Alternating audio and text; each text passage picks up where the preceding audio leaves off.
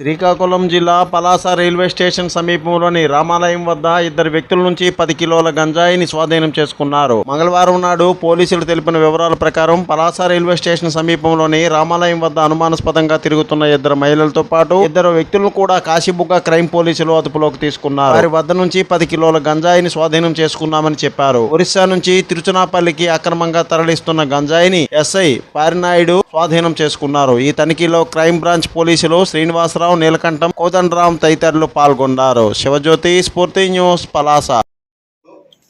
సుమారుగా 7 గంటల సమయంలో ఒడిశా రాష్ట్రం పర్లాకిమిడి గ్రామానికి చెందిన పర్లాకిమిడి దగ్గరలో సుభాష్ నగర్ దీనికి చెందిన నాగ అప్పారావు అనే ఒక వ్యక్తిని రాజారాం పాల్రాజ్ తమిళనాడు స్టేటు తిరుచిరాపల్లి అనే దగ్గరలో కే కల్లిపూడి అనే విలేజ్కి చెందిన 3 వ్యక్తులు ముందుగా బేరం కుదుర్చుకొని ఒక 10 కేజీల గంజాయిని తీసుకురామని ముందుగా చెప్పడంతో ముందుగా కుదుర్చుకున్న ఒప్పందం ప్రకారం నాగ అప్పారావు 10 కేజీల గంజాయిని పొట్లాలుగా చుట్టి 2 నల్లటి బ్యాగ్లో 2 పొట్లాలుగా 5 కేజీల గంజాయిని 2 పొట్లాలుగా తీసుకుని వచ్చి పలాస రైల్వే స్టేషన్కి వెళ్ళే రోడ్లో సాయిబాబా గుడి ఎదురుగా వీళ్ళ ముగ్గురికి అందజేయడం జరిగింది.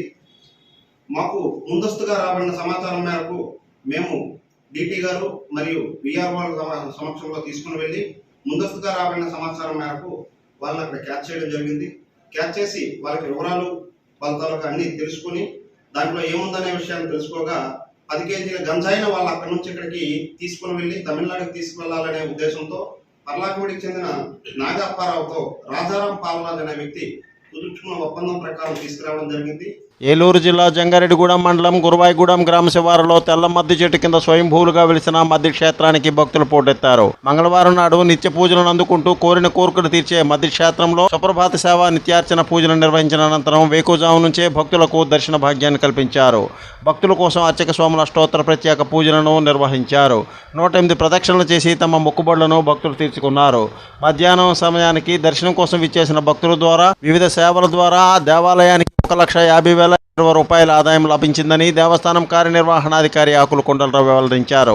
దేవస్థాన అన్నదాన సత్రంలో నిర్వహించిన ఉచిత అన్నదాన వితరణ కార్యక్రమంలో 1000 మంది వరకు భక్తులు స్వామివారి ప్రసాదాన్ని స్వీకరించారని ఈవో కొండలరావు తెలిపారు. ఉదయం నుంచి స్వామివారి ఆలయం వద్ద భక్తులు హనుమాన్ చాలీసా పారాయణాన్ని నిర్వహించారు. స్వామివారి దర్శనానికి విచ్చేసిన భక్తులకు ఎటువంటి అసౌకర్యం కలుగుకున్న ధర్మకర్తలు దండు వెంకటకృష్ణరాజు, కర్పూరం రవి, నాగలక్ష్మి, భాగ్యలక్ష్మి, ఆలయ పర్యవేక్షకులు కృష్ణ, రంగారావు వారి పర్యవేక్షణలో తగిన ఏర్పాట్లు చేసినట్లు ఆలయ ధర్మకర్తల మండల అధ్యక్షురాలు కేసరి సరితా విజయ భాస్కర్ రెడ్డి, దేవస్థానం కార్యనిర్వహణాధికారి ఆకుల కొండలరావులు వివరించారు. స్వామి, స్ఫూర్తి న్యూస్, పశ్చిమ గోదావరి. జై శ్రీరామ్, జై హనుమాన్. ఏలూరు జిల్లా జంగారెడ్డిగూడెం మండలం గురువాయిగూడెం గ్రామంలో స్వయంభూమూర్తిగా కొలువైన శ్రీ మద్దాంజనేయ స్వామివారి దేవాలయానికి ఈరోజు శ్రీ స్వామివారి ప్రీతికరమైన రోజు మంగళవారం, జయవారం కావడం వల్ల ఉదయం 5 గంటల నుండి మా దేవస్థానం అర్చక స్వాములు, స్థానాచార్యుల వారు సమిష్టిగా వివిధ పూజా కార్యక్రమాలు చేసి ఉదయం 6 గంటల నుండి భక్తులకు దర్శనం ఏర్పాటు చేస్తున్నారు. ఈ రోజున మంగళవారం సందర్భంగా దేవాలయం అంతా ప్రత్యేక పుష్పాలంకరణ కూడా చేయడం జరిగింది. వేద పండితులు, ఈ దేవాలయంలో 2 వేద పండితులు పనిచేస్తున్నారు. శుక్ల యజుర్ వేద పండితులు, అధర్వణ వేద పండితులు. వీరిద్దరూ కూడా ప్రతిరోజు వేద పఠనం చేయడం కూడా జరుగుతున్నది.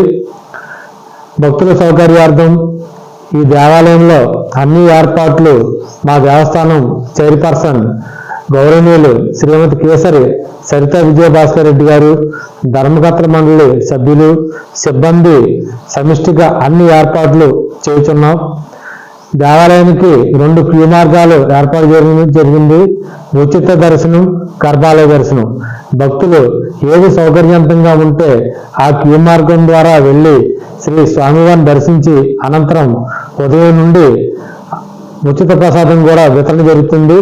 మండపంలో ఉచిత ప్రసాదం స్వీకరించి ఉదయం 11:30 దాటిన తర్వాత అన్న ప్రసాద భావం నందు ప్రతిరోజు వల్ల ఈ రోజు కూడా అన్న ప్రసాద వితరణ కార్యక్రమం కూడా ప్రారంభించడం జరిగింది. భక్తులు 50 మంది శ్రీ మద్దాంజనేయ స్వామి వారిని దర్శించి మండపంలో ప్రసాదం, తదనంతరం ఉదయం 11:30 నుండి అన్నప్రసాదం కూడా స్వీకరించి వెళ్ళవలసిందిగా కోరి ప్రార్థించున్నాం. జై శ్రీరామ్, జై హనుమాన్. అనకాపల్లి జిల్లా కేకోటపాడు మండలం గుండుపాలెంలో మాజీ సీఎం చంద్రబాబు నాయుడు సభకు వచ్చిన జన సమూహాన్ని చూసి మంత్రి మతిభ్రమించి మాట్లాడుతున్నారని ఉమ్మడి విశాఖ జిల్లా పంచాయతీ రాజ్ ఛాంబర్ అధ్యక్షుడు, దేశం నాయకుడు దాడి ఎరుకునాయుడు విలేకరుల సమావేశంలో విమర్శించారు. చంద్రబాబు, లోకేష్లను విమర్శించే స్థాయి కాదని ఎద్దేవా చేశారు. ఈ సమావేశంలో టీడీపీ గ్రామాధ్యక్షుడు చల్లపిల్లి శ్రీనివాస్, క్లస్టర్ ఇన్ఛార్జ్ మల్లు గోవింద, జనసేన నాయకులు శివ తదితరులు పాల్గొన్నారు. సతీష్, పూర్తి న్యూస్, విశాఖ రూరల్. కదలిరా అనే సమావేశం గొండుపాలలో జరిగిందండి. దానికి మా జాతీయ అధ్యక్షులు నారా చంద్రబాబు నాయుడు గారు, మా అనకాపల్లి పార్లమెంట్ నియోజకవర్గంలో ఉన్నటువంటి 6 నియోజకవర్గంలో ఉన్నటువంటి ముఖ్య నాయకులు అందరూ రావడం జరిగింది. ఆ సమావేశం చూసి ఈ బూడి ముత్యాలాడు అంటారు కదా, బూడి కాదండి బూడిద, ముత్యాలాడికి మతి భ్రమించి జనాలు రాలేదని చెప్తున్నారు. అయ్యా, ఈరోజు ఇంటెలిజెన్స్ అంతా మీ చేతిలో ఉంది. వాళ్ళు ఒకసారి రిపోర్ట్ తెప్పించుకొని అడగండి. మీరు ఎంతమంది జనాలు వచ్చారో, స్వచ్ఛందంగా జనాలు ఈరోజు చంద్రబాబు నాయుడు సమావేశానికి వచ్చారు. రా కదలిరా, ఈ సైకో జగన్మోహన్ రెడ్డి పని పడదాం, రా కదలిరా అని నిదానంతో ఈరోజు వచ్చారు. మీరు ఏదో మాట్లాడుతున్నారు పిచ్చి భ్రమించి. మీరు అయ్యన్న పాత్ర గారి గురించి మాట్లాడుతున్నారు. అయ్యన్న పాత్ర గారు కాలి గోటి కూడా మీరు సరిపోరు. మీరు అది దృష్టి మార్చుకొని మాట్లాడండి. తర్వాత ఏంటయ్యా నువ్వు అడుగుతున్నావు? చంద్రబాబు నాయుడు గారు కానీ లోకేష్ గారు కానీ ఇక్కడ పోటీ చేసి నీ మీద గెలవాలా? నేను చెప్తున్నా, ఛాలెంజ్ చేసి నీకు దమ్ము ధైర్యం ఉంటే మా మాడు నియోజకవర్గంలో 4 మండలంలో తెలుగుదేశం కానీ జనసేన కానీ కార్యకర్తలు నిలబడతారు. వాళ్ళ మీద నువ్వు గెలిచి చూపించి అప్పుడు మాట్లాడతావు. నువ్వు కబర్దా ఏమనుకుంటున్నావు? అసలు నువ్వు తెలుగుదేశం పార్టీ కుటుంబ సభ్యులు ఎవరు టచ్ చేసినా మీ భరతం పడతాం. మీరేమండి సిద్ధం మీటింగ్ పెట్టుకుంటారు. సై మిమ్మల్ని బంగాళాఖాతంలో కలపడానికి ప్రజలు సై, తెలుగుదేశం కార్యకర్తలు సై, జన సైనికులు సై. అది గుర్తుంచుకొని మాట్లాడండి. మీరు మీ అదుపు తప్పి మాట్లాడితే మేము కూడా ఎలా మాట్లాడాలో, ఏం చేయాలో మాకు కూడా నోరు లెగిస్తుంది. మేమేమి ఎక్కడ తగ్గేది లే. అది గుర్తుంచుకొని ప్రవర్తించండి అని చెప్పి ఈ మీడియా ద్వారా మీకు తెలియజేసుకుంటున్నాం. జై. Please like, share, subscribe our channel.